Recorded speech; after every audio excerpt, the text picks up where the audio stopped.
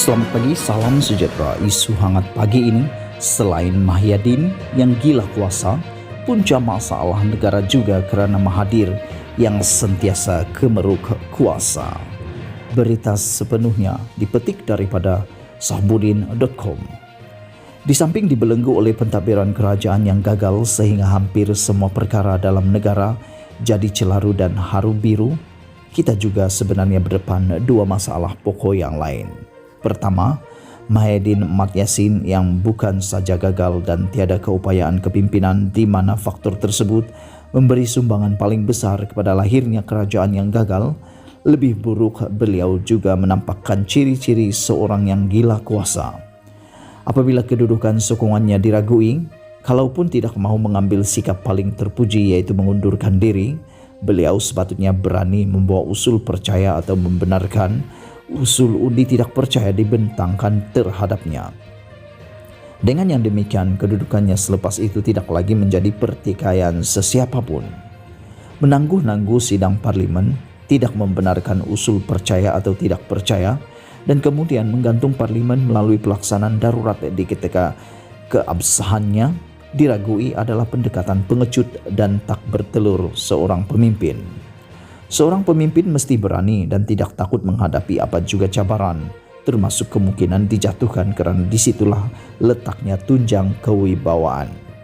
Orang penakut bukan saja tidak layak menjadi pemimpin, kalau jadi pemimpin pun biasanya hanya memilih tempat di barisan paling belakang sekali.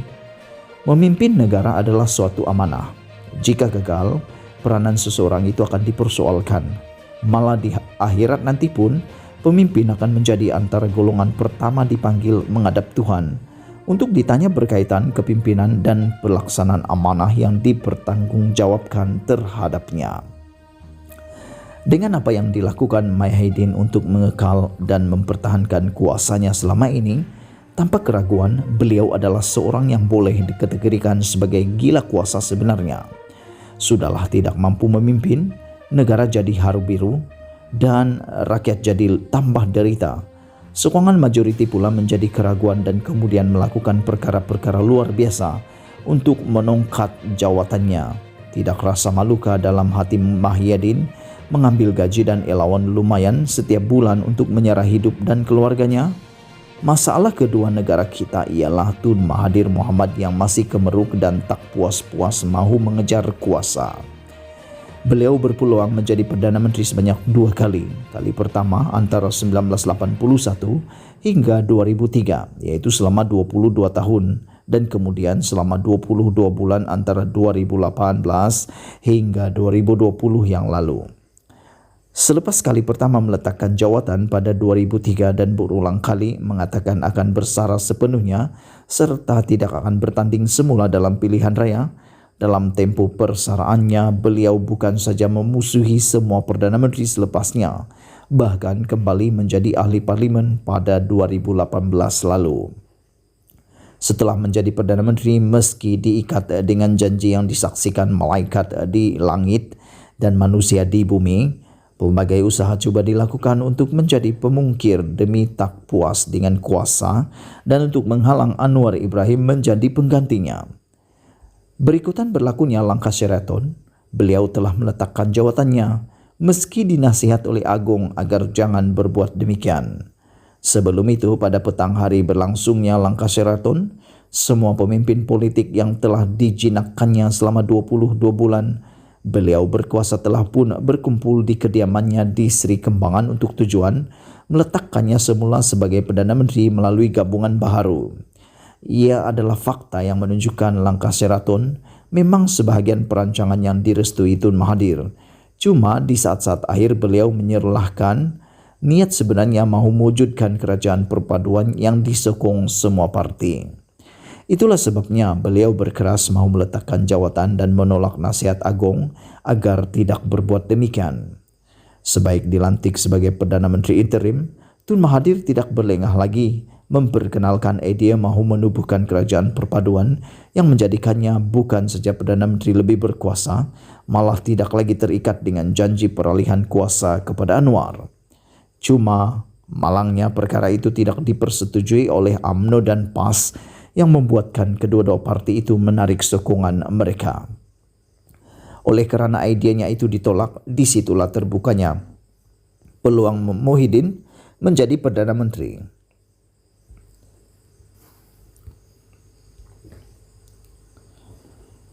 Oleh karena idenya ditolak, disitulah terbukanya peluang Muhyiddin Yassin menjadi Perdana Menteri. Sedangkan perancangan pada peringkat awal menjatuhkan PH ialah hanya untuk membuang PKR, DAP dan Amanah, serta menepikan janji kepada Anwar Ibrahim dengan Tun Mahathir masih kekal sebagai Perdana Menteri, sementara Muhyiddin akan mengisi jawatan timbalan Perdana Menteri. Disebabkan perancangan kerajaan perpaduan itu gagal, Tun Mahathir kemudiannya kembali mendapatkan sokongan PH, tetapi beliau tetap enggan meletakkan Anwar sebagai calon timbalannya. Setelah Muhyiddin mengangkat sumpah sebagai Perdana Menteri dan kedudukan majoritinya kekal dipertikaikan, Tun Mahathir tidak berhenti lagi berusaha mahu menjadi Perdana Menteri. Kali ini dengan janji hanya selama 6 bulan dan selepas itu akan menyerahkan kuasa kepada Anwar. Beberapa kelompok dalam PH sendiri ramai terpedaya dengan janji 6 bulan itu. Bahkan ada yang lantang memberi tekanan kepada Anwar bahawa mereka akan menarik sokongan dan menjatuhkan Tun Mahathir selepas 6 bulan kiranya janji itu tidak dipenuhi. Alhamdulillah Anwar dan PKR tidak terpedaya dengan janji manis yang cuba memperdayakannya itu. Gagal memujuk Anwar dan PKR, Tun Mahathir kemudian mencoba lagi untuk berkuasa dengan gabungan pula dengan Tunku Tengku Razali Hamzah.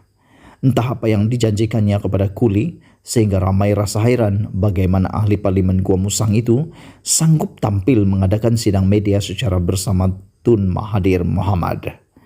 Apabila usaha tersebut tidak menjadi kenyataan, Tun Mahathir dengan selamba akhirnya menyalahkan Kuli dengan mendakwa bekas Menteri Keuangan itu gagal menarik walau seorang pun ahli parlimen UMNO untuk bersamanya. Langkah terbaru Tun Mahathir untuk kembali berkuasa tiba-tiba muncul dengan beliau mencadangkan penubuhan kerajaan ala Megeran dengan menawarkan dirinya sebagai ketua. Namun berikutan kecaman banyak pihak berkaitan cadangan yang merupakan langkah ke belakang itu, beliau kemudian menukar idea Megeran kepada penubuhan Majlis Pemulihan Negara.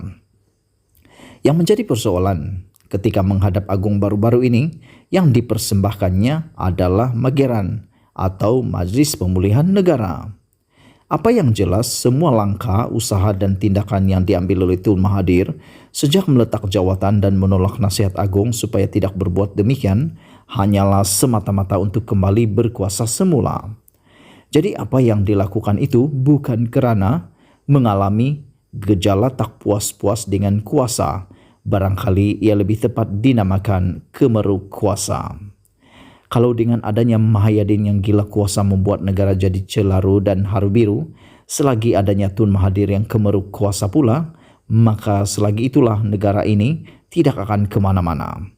Tindak tanduk Tun Mahathir sejak 2003 hingga sekarang langsung tidak membawa kebaikan untuk negara, malah mencipta lebih banyak kerusakan dan kekacauan. Sementara sejak 14 bulan berkuasa pula, Muhyiddin hanya berjaya memperkenalkan Malaysia sebagai negara gagal semata-mata. Tanpa mereka berdoa, lebih-lebih lagi masalah utama dalam negara sekarang ialah kepimpinan negara yang tidak berupaya sehingga terlahir kerajaan yang gagal. Itulah sebenarnya penyelesaian untuk marah dan bergerak ke hadapan. Bagaimana dengan Anwar? Tidakkah beliau juga gila kuasa dan kemeru kuasa? Oleh kerana Anwar belum menjadi Perdana Menteri, beliau sama sekali bukan seorang yang gila kuasa. Jauh sekali dijangkiti simptom kemeru kuasa. Anwar lebih sesuai dipanggil pemburu kuasa dan perkara itu adalah biasa bagi mana-mana pemimpin selagi mereka mempunyai sokongan serta dukungan yang munasabah di belakangnya untuk diangkat menerajui negara. Anwar hanya akan menjadi seorang yang gila kuasa jika setelah menjadi Perdana Menteri nanti, beliau turut melakukan seperti apa yang Muhyiddin lakukan atau ketika setelah bersarang tetapi meniru sama perangai seperti Tun Mahathir. Ditulis oleh Sahbudin Husin 13 Jun 2021. Sekian isu hangat pagi ini. Jangan lupa tekan butang subscribe dan kita jumpa lagi